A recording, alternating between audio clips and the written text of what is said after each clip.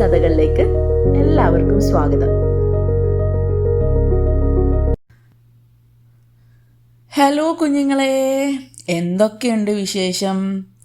ഇന്ന് എല്ലാവരും കഥ കേൾക്കാൻ റെഡി ആയിട്ട് വന്നിരിക്കുവാണോ?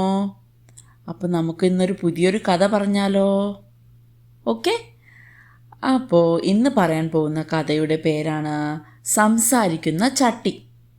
ചട്ടി സംസാരിക്കുമോ? നമുക്ക് നോക്കാം അല്ലേ? അപ്പോൾ എന്താണ് കഥയുടെ പേര്? സംസാരിക്കുന്ന ചട്ടി. ഒരിടത്തൊരിടത്ത് കൊച്ചുകുട്ടൻ എന്നൊരു കുസൃതിക്കുട്ടൻ ഉണ്ടായിരുന്നു.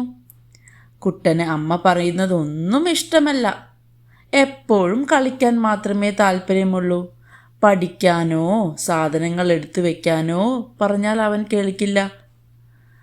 കുട്ടാ, നിന്റെ കളിപ്പാട്ടങ്ങളെല്ലാം അവിടെ വലിച്ചിടാതെ ഈ ചട്ടിയിലേക്ക് എടുത്തു വച്ചോളൂ, ഒരു ദിവസം അമ്മ പറഞ്ഞു. ഞാനില്ല, എനിക്ക് വയ്യ എന്ന് പറഞ്ഞ് കുട്ടൻ കളി തുടർന്നു. അമ്മ അവിടുന്ന് പോയപ്പോൾ കുട്ടൻ തറയിലിരുന്ന കളിപ്പാട്ടങ്ങളെ നോക്കി. എന്നിട്ട് കളിപ്പാട്ടം വെക്കാനായി അമ്മ പറഞ്ഞ ചുവന്ന ചട്ടിയെ നോക്കി.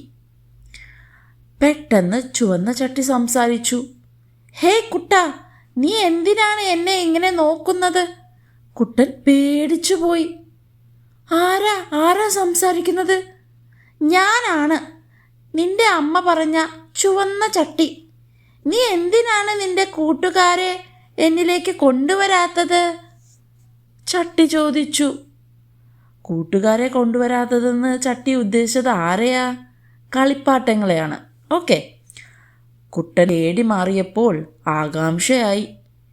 നിനക്ക് സംസാരിക്കാൻ അറിയാമോ? പിന്നല്ലാതെ, ഞാൻ സംസാരിക്കും. പക്ഷേ വൃത്തിയുള്ള കുട്ടികളോടെ ഞാൻ സംസാരിക്കൂ.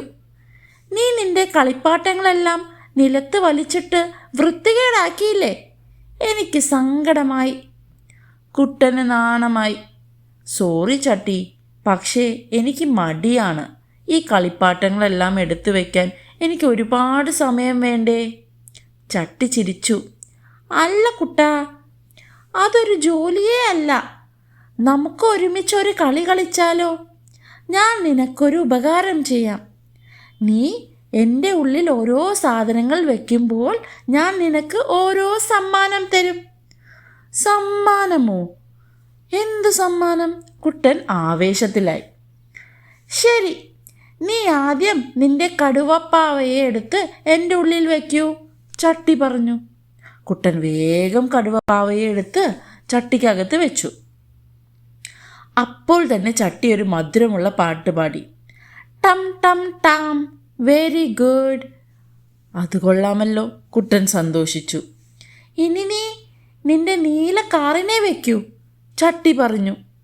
കുട്ടൻ കാറ് വെച്ചു. അപ്പോൾ ചട്ടി കുട്ടന് ഇഷ്ടമുള്ള ഒരു ചോക്ലേറ്റിൻ്റെ മണം മുറിയിൽ നിറച്ചു. അങ്ങനെ കുട്ടൻ ഓരോ കളിപ്പാട്ടവും ചട്ടിക്കകത്ത് വെച്ചു. പന്ത് വെച്ചപ്പോൾ ഒരു ഉറക്കെയുള്ളൊരു ചിരി കേട്ടു. ബുക്ക് വെച്ചപ്പോൾ ആകാശത്തെ കഥകൾ പറഞ്ഞു കൊടുത്തു. കുറച്ചു സമയത്തിനുള്ളിൽ കുട്ടൻ്റെ റൂം വൃത്തിയുള്ളതും ഭംഗിയുള്ളതുമായി. ചട്ടി നിറഞ്ഞു. നന്ദി കുട്ടാ, നിന്റെ കൂട്ടുകാർക്ക് ഇപ്പോൾ സുഖമായി ഉറങ്ങാം, ചട്ടി പറഞ്ഞു. നന്ദി ചട്ടി, നിന്റെ കളി കാരണം എനിക്ക് മടി പോയി, കുട്ടൻ സന്തോഷത്തോടെ പറഞ്ഞു. അന്നു മുതൽ കുട്ടൻ ഒരു നല്ല കുട്ടിയായി. സ്വന്തം കാര്യങ്ങൾ ചെയ്യാൻ മടി കാണിച്ചില്ല. കാരണം അവൻ മനസ്സിലാക്കി, നമ്മൾ വൃത്തിയായിരുന്നാൽ നമുക്ക് ചുറ്റുമുള്ള ലോകം കൂടുതൽ സന്തോഷമുള്ളതും കളിയായിട്ടുള്ളതുമാവുമെന്ന്. അപ്പോൾ ഈ കഥയുടെ ഗുണപാഠം എന്താണെന്ന് കുട്ടികൾക്ക് മനസ്സിലായോ?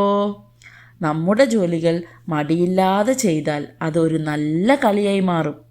വൃത്തിയുള്ളതും ചിട്ടയുള്ളതുമായ സ്ഥലത്ത് എപ്പോഴും സന്തോഷമുണ്ടാകും. എല്ലാവർക്കും ഈ കഥ ഇഷ്ടപ്പെട്ടു എന്ന് കരുതുന്നു. ഇനി അടുത്തൊരു കഥയുമായി വരുന്നവരെ ബൈ ബൈ.